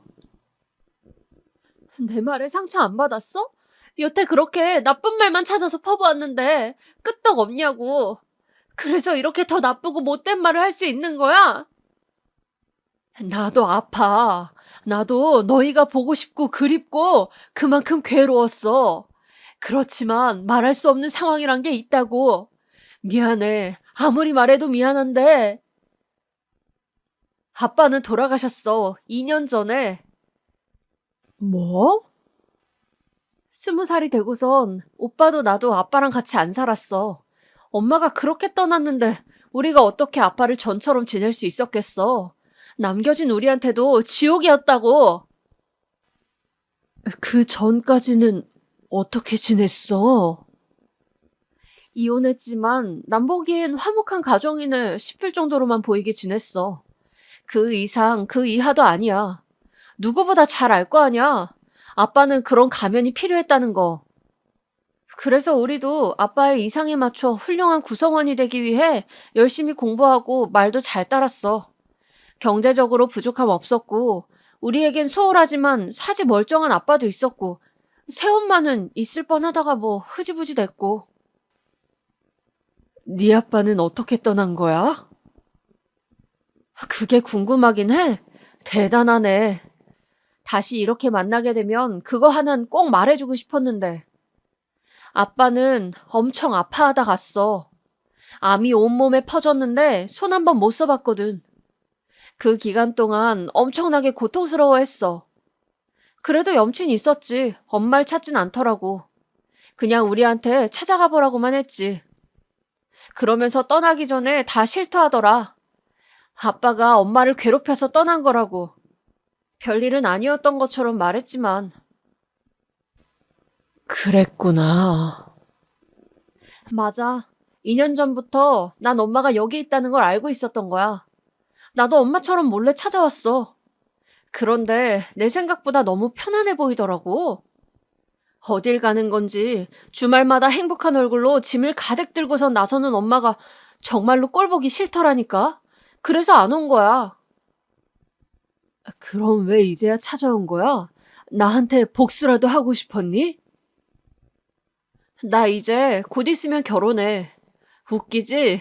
2달 후면 나도 엄마라는 게 되거든. 그런데 내 아이를 갖고 보니까, 그러니까 엄마가 더 미워. 어떻게 자기 자식을 두고 갈 수 있었던 거야? 어떻게 내 뱃속에 살던 아이를 두고 갈 수 있었던 거냐고. 그러니까 더 이해가 안 돼. 엄마가 너무 소름 끼치고 무서워. 무서워 죽겠어. 아마도 수척한 모습은 임신으로 인해 그런 것이었겠죠. 임신한 채로 저를 원망하는 딸 앞에서 저는 아무 말도 할 수 없었어요. 딸아이 말이 전부 맞았기에 염치가 없어서 아무 말도 못한 것도 있지만 눈앞에 내 딸이 아이를 가졌다는데 마음껏 축하를 해줄 수 없어서 엄마에게 축하를 받지 못하는 딸이 안쓰러워서 마음이 미어졌습니다. 그때 내가 너무 버겁고 도저히 딸을 똑바로 바라볼 수가 없어서 정신없이 밖으로 뛰쳐나왔어요. 그랬더니 딸도 같이 뛰쳐나오더라고요. 제 팔을 붙잡고서는 악을 쓰듯이 소리를 지르더군요. 없던 힘까지 끌어내서 마지막으로 저를 잡은 것 같았어요. 또 도망가는 거지? 나 두고 또 도망가는 거잖아! 딸이 저를 잡고 이리저리 흔드는데 붙잡힌 팔이 옥신거렸지만 말릴 수 없었죠. 그깟 팔 한쪽보다 아이의 마음이 더 골마 있었을 테니까.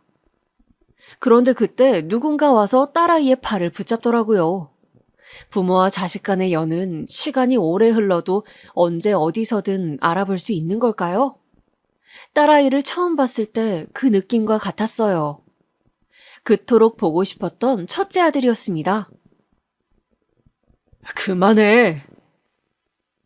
뭐야, 안 올 것처럼 하더니 어떻게 알고 왔대?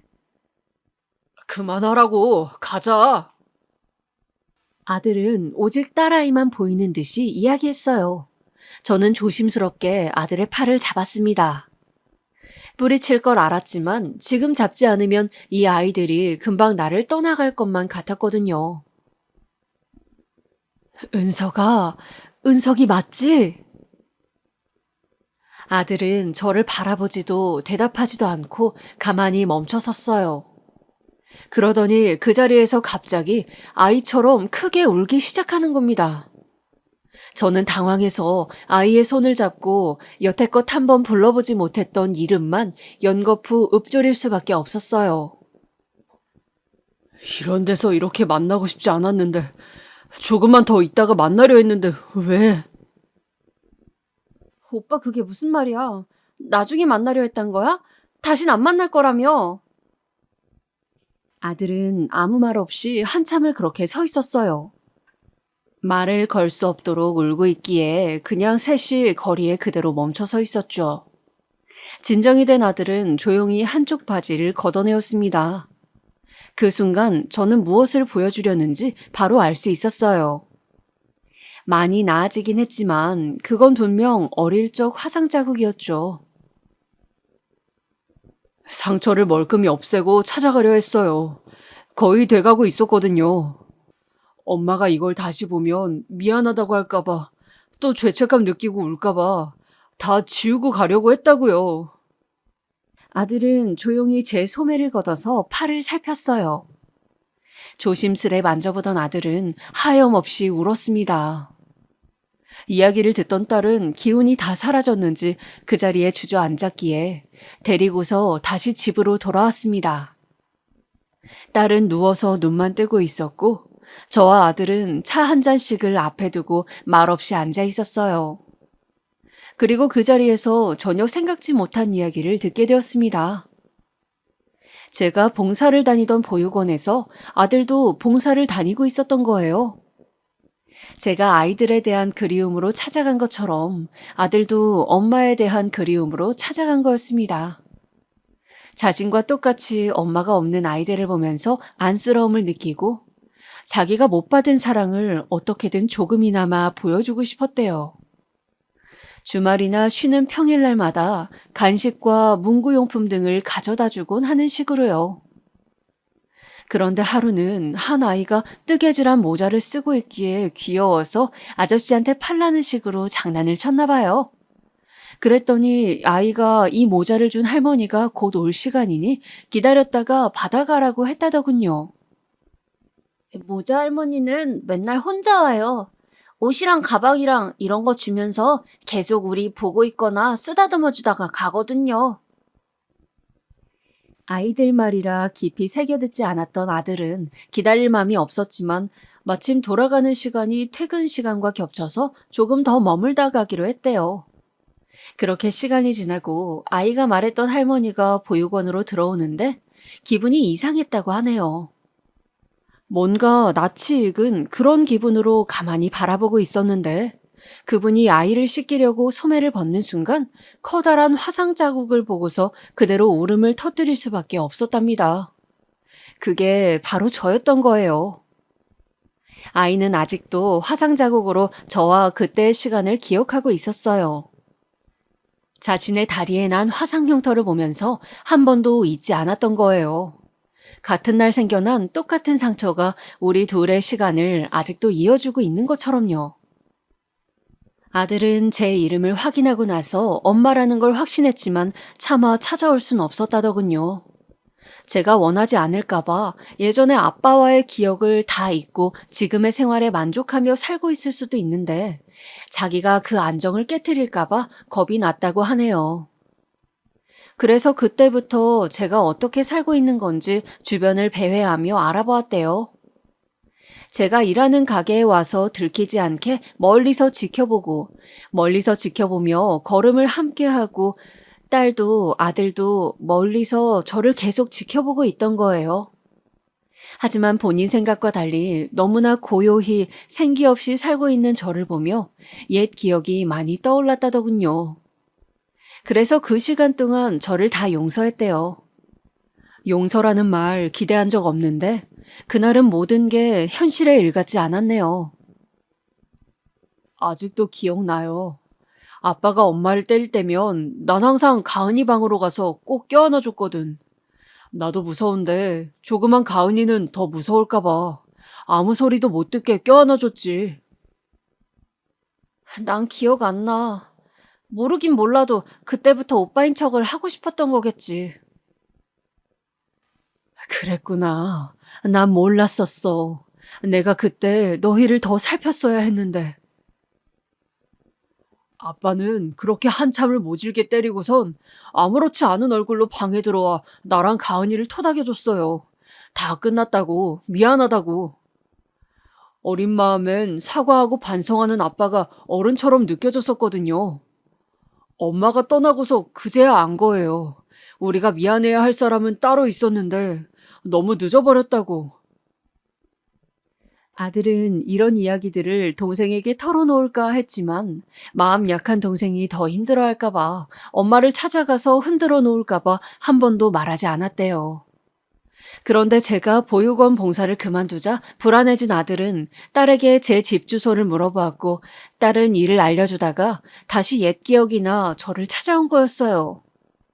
누구보다 괴롭고 힘들었을 아이들인데 내가 엄마라는 걸 알았으면서도 아는 체 하지 못한 게 얼마나 고통스러웠을까, 얼마나 원망스러웠을까 하는 생각에 너무나 마음이 아팠습니다. 이야기를 가만히 듣고 있던 딸은 얼굴을 파묻고선 조용히 울었고 아들과 저는 고개도 들지 못한 채 울음을 참았습니다.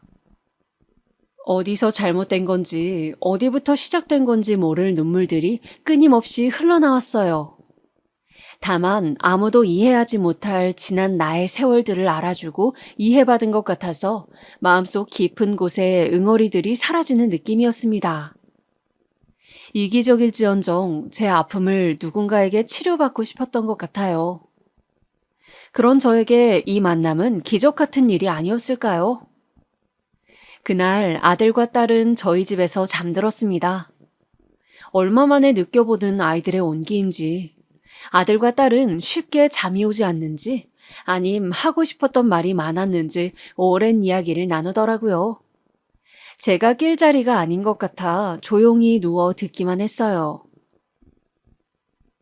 고마워, 오빠. 뭐가? 나도 오빠가 가진 흉터 그거 알아. 하긴 그렇게 큰데 모르는 게 이상하지. 그게 언제 어떻게 뭐 때문에 생겼는지 또 얼마나 아팠는지는 몰라. 기억이 없거든. 그렇지만 그게 엄마를 생각나게 한다는 것쯤은 진즉에 눈치챘었어. 어떻게 알았는데? 그냥 가끔 안 좋은 일 있으면 방에 틀어박혀서 그 흉터 잡고 울었잖아. 처음에 다리 잡고 우는 꼴이 웃기다며 아무 생각 없이 넘겼는데 그게 한 번, 두 번 쌓이다 보니 그냥 직감적으로 느껴졌어. 아, 저건 엄마구나. 엄마 사진 하나 없는 우리 집에서 엄마를 떠올릴 수 있는 유일한 기억이니까 오빠가 저렇게 슬프게 우는구나 싶었지. 맞지, 내 말이? 일부러 얘기 안 했어. 혹시나 네가 부러울 수도 있잖아. 뭐가 부러워? 나만 엄마의 기억을 갖고 있는 게 흉터긴 하지만 나만 떠올릴 수 있는 게 있어서 그것조차 부러워할까봐 말 안 했어. 별 걱정을 다 하네. 뭐, 잘 생각해보면 그럴 수도 있었겠어. 난 엄마에 대해 가진 게 아무것도 없잖아. 내가 병원에 누워있을 때 그때가 아직도 기억나. 아빠는 일찍 집에 가버리고 엄마만 혼자 내 옆에 남아서 웅크린 채 자고 있었는데 근데 엄마의 팔이 너무 아파서 울었어. 너무 아플 것 같은데 너무 아무렇지 않게 자고 있어서 그걸 보는 내가 아파서 울었어. 그날 아이들의 대화가 아직도 잊혀지질 않아요. 몸에 지울 수 없는 상처를 남긴 것 같아 죄스럽던 그 시간들이 아이에게는 그리움의 기억이 되었구나. 아직까지도 몰랐던 내가 한심하게 느껴졌고요. 다음날 잠에서 깨어나 보니 딸은 없었고 아들만 남아서 집을 청소 중이더라고요. 하지 말라고 말렸더니 제 앞에 앉아 팔을 살피기 시작했습니다. 세월 지나 이젠 다 아물어서 흉터만 남았지만 아들 기억 속에는 아직도 다 낫지 못한 상처투성이 팔로 보이겠죠. 한참을 바라보던 아들은 아주 천천히 자기가 어느 학교를 나왔고 어디 쪽에 있는 군대를 나와서 어떻게 취직했고 지금은 어디서 살고 있는지 이야기해 주었습니다. 엄마를 떠나게 한 아빠가 너무나 원망스러웠지만 자기들은 어려서 기댈 수밖에 없었다고 말하더라고요. 그래서 성인이 되자마자 바로 나왔던 거였어요. 엄마한텐 미안하지만 병원에 있던 아빠가 세상을 떠날 때 눈물을 흘리긴 했어. 무슨 마음인진 모르겠어. 평생을 미워만 했는데 그렇게 앙상한 몸으로 가만히 누워있는 걸 보니까 기분이 이상하더라고. 그냥 내 바보 같은 생각일 수도 있지만 아빠도 그 순간에는 후회하지 않았을까? 엄마를 떠나보낸 거 말이야. 그래도 아빠 평생 용서하지 마, 엄마. 아이가 살아온 흔적을 천천히 들어보니 쉽지 않은 길이었을 텐데 그때마다 잘 참고 견뎌와 준 게 기특한 마음이 들었어요. 어떻게든 동생과 잘 살아보려고 아둥바둥 애를 써왔던 것 같았죠. 한참을 혼자 울고 웃으며 떠들던 아들은 읽고 조심스럽게 동생 이야기를 했어요. 평소엔 자기보다 엄마 이야기를 더 많이 해왔다고. 그게 원망이든 그리움이든 사랑이든 그 어떤 감정이든 전부 엄마를 향해 있었던 거였다고. 그래서 어쩌면 본인보다 더 엄마를 그리워했던 걸지도 모른다고요. 자신도 자세히는 모르지만 동생은 지금 결혼 준비 과정에서부터 시댁과 갈등이 있고 해결하는 게 순탄치 않아 상황이 많이 안 좋은 것 같다며 아무래도 그 모든 힘듦과 서러움이 엄마한테 터진 것 같다고 하더라고요. 딸아이가 찾아올 때마다 소리쳤던 게 자기를 안아달라는 말인 줄도 모르고 그저 죄인처럼 고개만 숙이고 있던 게 너무나 미안하더라고요. 그래서 아들과 헤어지고 나서 바로 딸의 집을 찾아갔어요. 딸은 순순히 문을 열어주었고, 이번엔 아무 말도 하지 않았어요. 자연스럽게 엄마 자리로 돌아가려던 건 아니었습니다. 그냥 딸의 손을 잡아주고 싶던 마음뿐이었으니까요. 저도 아이에게 그동안 하지 못했던 이야기를 다 털어놨어요. 왜 도망쳐야만 했는지, 떠나고 나서 얼마나 후회했는지, 그럼에도 왜 다시 찾아가지 못했는지, 뭐가 그렇게 두려웠는지 하나씩 솔직하게 말했어요. 딸은 가만히 고개만 끄덕거렸죠. 아이가 다 이해했을 거라고 생각하진 않아요. 다만 전보다는 저를 용서할 수 있지 않을까요? 저는 그거면 충분하고요. 딸은 다 듣고 나자 저에게 먼저 다가와 안겼어요. 저도 아주 오랜만에 마음 편히 아이를 품에 안을 수 있었습니다. 그렇게 아이들과 만난 이후로 우리는 연락을 주고받기 시작했어요. 뭐 그렇게 연락이 자주 오진 않습니다. 아마도 여태껏 부재했던 엄마라는 사람을 마주하는 게 낯설고 어렵겠죠. 그렇지만 이따금씩 어색한 말투로 전화를 걸어오긴 해요. 밥은 먹었냐, 어제는 잘 잤냐는 보통의 일상적인 말들로 통화를 채우곤 하죠. 저도 지난 공백의 시간을 메우기 위해 최선을 다해서 못다한 사랑을 담아 이야기하려고요. 며칠 전엔 아들과 함께 보육원에 다녀왔습니다. 뜨개질은 이제 거의 할 수 없는 상태가 되었지만 아들을 도와 간식을 전해주고 아이들을 만나는 식으로 찾아가고 있어요. 연애나 결혼보다 이렇게 봉사하며 사는 게 더 즐겁다고 말하는 아들인데 제가 뭐라고 무슨 말을 할 수 있을까요? 그냥 원하는 걸 하면서 너답게 살라고 했습니다. 아들은 저에게 일을 그만두고 이제 좀 쉬라고 했지만 그렇게 하루 이틀 놀기만 하다 보면 아예 쉬고 싶어질까봐 요즘은 소일거리를 찾는 중입니다. 차곡차곡 모아서 손자가 생기면 부족함 없이 챙겨주려고요. 딸은 이제 일주일 뒤에 결혼을 하네요. 그동안 못 누렸던 엄마의 정을 갖고 싶은 건지 딸은 때마다 찾아와 물어보고 의견을 구해요. 나이든 저보다는 본인이 더 잘 알 텐데 말이죠. 딸이 함께 한복을 맞추러 가자고 말한 날엔 주책맞게 눈물부터 나왔네요. 왜 이 눈물은 흘리고 흘려도 넘쳐나는 건지 알 수가 없습니다. 딸은 아직도 많이 여리고 아이 같아요. 그건 저의 탓도 있겠죠. 아이가 조금 더 어른이 될 때까지 어엿한 엄마가 되고 또 제 나이가 될 때까지 옆에 남아있으려고 합니다. 그럴 수 있도록 시간이 허락해 주었으면 좋겠네요. 여기까지가 길고도 짧은 저의 이야기입니다. 예전에는 60대가 까마득하다고 생각했는데 제가 그 나이를 눈앞에 두고 보니 나이 먹는 건 별게 아닌가 봅니다. 인생의 선구자로 생각했던 60이라는 나이도 별거 아니고요. 아마도 전 그렇게 60대, 70대, 80대를 나아가겠죠. 그렇게 낯설어 하다가도 다시 또 익숙해지게. 아직까진 눈물로 밤을 새운 적이 더 많기에 제 스스로 보상을 주고 싶어서 남은 시간들을 더 의미 있게 살아가려고 합니다. 자식들에게 사랑을 보답하고 나의 하루를 가치 있게 쓰면서 천천히 또 자연스럽게 그렇게 늙어가고 싶어요. 처음으로 나의 오늘이 그리고 남은 시간들이 생기롭게 느껴집니다.